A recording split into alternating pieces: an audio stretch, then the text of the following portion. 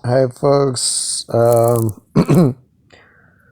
So my skin's kind of messed up. I was gonna do a video yesterday, but my skin was even gnarlier. But that's life in the toxic modern world. We're all sick, pretty much. Um. Anyway, I just wanted to talk about the Epstein files, quote unquote, Jeffrey Epstein, because since that's apparently like a topic of conversation again, um, I just want to basically try to dispel some falsehoods and highlight the facts. So, Jeffrey Epstein, he was hired by, he was like a relatively normal person. Like, but he was hired by Bill Barr, who was, I think Barr was in somebody's cabinet, presidential cabinet, but he was basically CIA. I guess it's Bill Barr's dad. It's like the current Bill Barr's dad, who was part of OSS, which is the the British founded the CIA. They founded the OSS during World War II, which became the CIA. So that's why the CIA controls us on behalf of London, and since the day it was created. And but anyway, so he hires Epstein. Epstein was like a college dropout, but he hired him to teach at a prestigious school, private school in New York. And so that's the first hint that he's actually hired for other reasons. Chances are like he was hired basically to do what he did, to blackmail billionaires with pedophilia and whatnot. And so I would guess the main reason he was actually hired,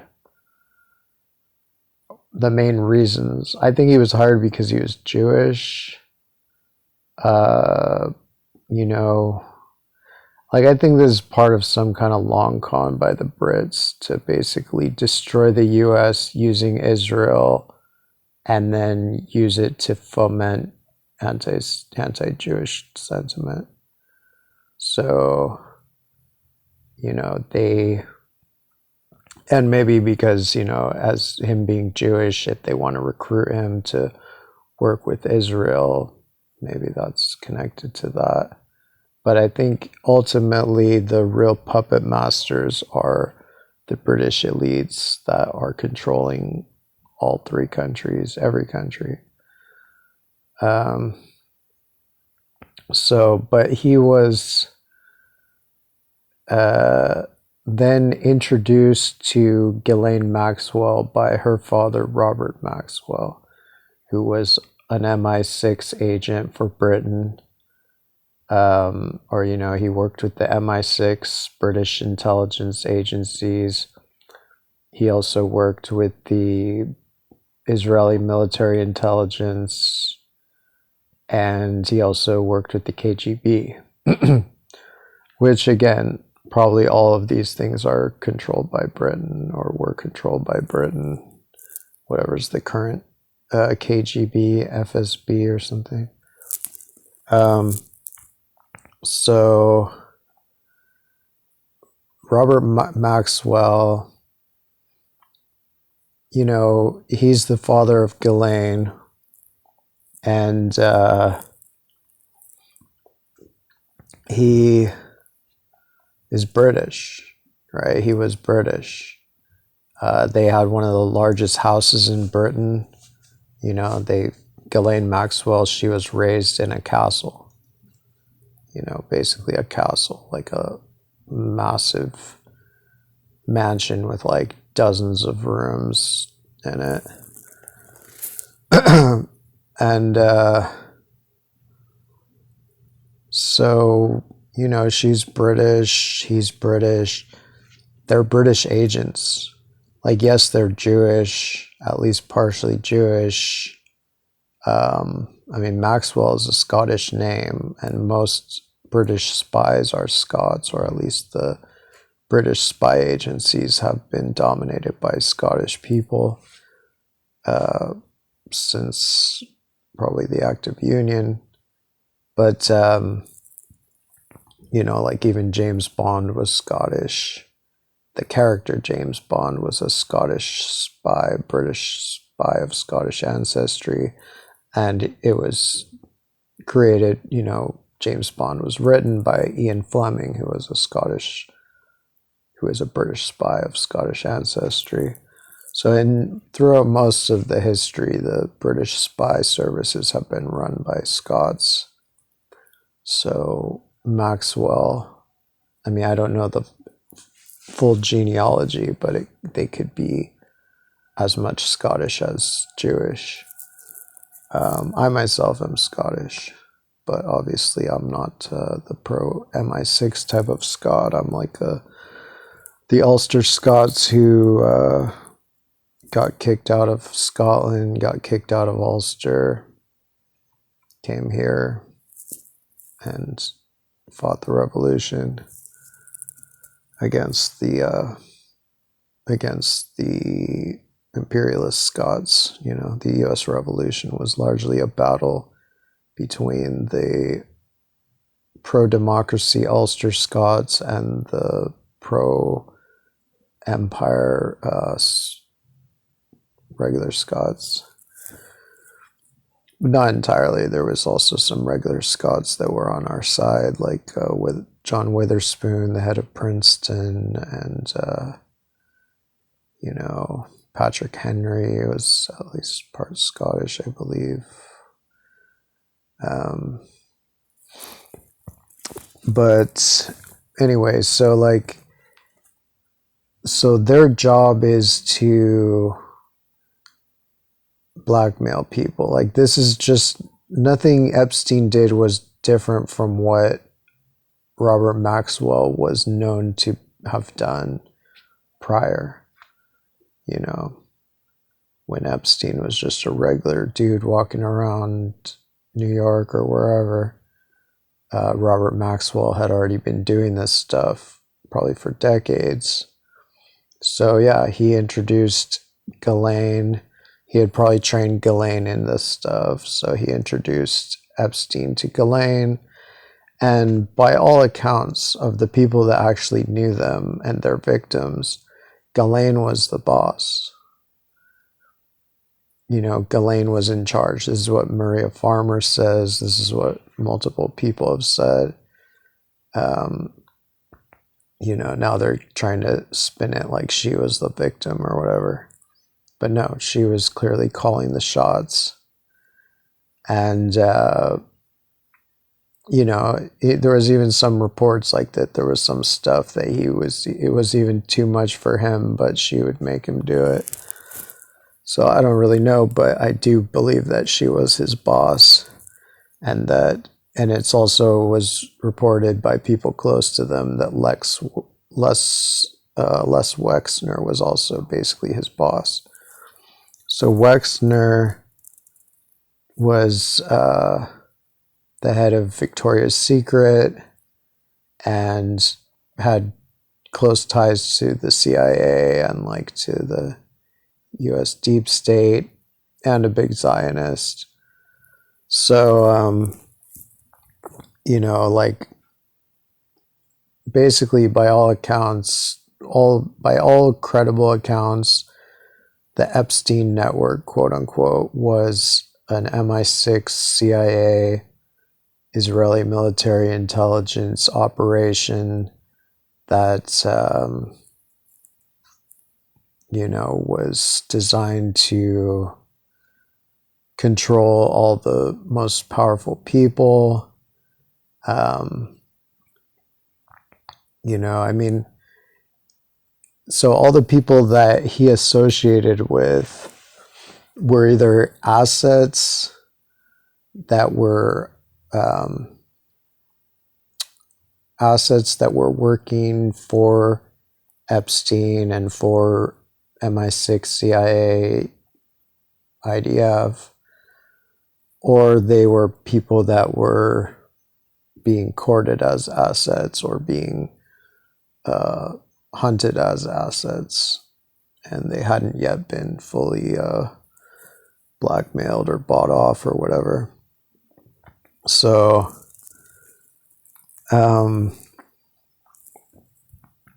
yeah, like the narrative that a lot of normies and a lot of corrupt so-called journalists have tried to promote is that Epstein he was just a sick guy, did some sick things at some parties, and so even people who are willing to admit that he wasn't just one lone bad apple, that he did work with a bunch of elites, that they all molested kids together and raped, minors together, it still like doesn't go beyond that. Like they just are like, oh yeah, they were sickos, but that's it. But the fact is, like, these people are part of the deep state. I mean, honestly, everybody who supports the US government or the British government or the Israeli government supports genocide. So you should not be surprised if they also rape kids.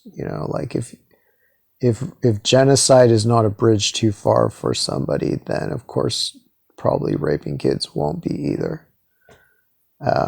They basically have no morals. I mean, that's what anybody who's paid any attention to anything knows, that the US government has no morals. The British government has no morals. The Israeli government has no morals. So yes, that extends to everything. That extends to kids. But they also blackmailed people with other stuff. Some people, they weren't into kids, so they'd blackmail them with drugs, or they'd blackmail them with, something else. It seems like they did that a lot in Silicon Valley, reportedly, like that there was a lot of the Silicon Valley execs that they needed to control, that the easiest route was drugs, because a lot of the Silicon Valley elites are like really into drugs, but didn't want their shareholders to know about it. So that's some kind of it's both a blackmail and a way to bribe them, because he could arrange some easy access to whatever drugs they need. And so it's the same thing with the pedophilia, where it's both blackmail and it's bribery, because it's like giving them easy access to this thing they want, but also blackmailing them over it. And so, it's just a way to control people and make sure that they never go against the US government, the British government, the Israeli government, which are all one government, really, so far as they're anything real. I mean, the US Constitution is real, but has nothing to do with the government as it currently exists. So in terms of like people who are on the Epstein list, or, we don't have an exact list. I mean, there have been some accounts by some victims of who was participating in the rape and the pedophilia. And so that, seems to include reportedly, Epstein, Trump, Clinton, Ghislaine, Wexner, Alan Dershowitz, that was, Epstein's lawyer through all this, and he's also the official lawyer for Israel. So I think like Epstein and Ghislaine basically acted as both British and Israeli and U.S. agents.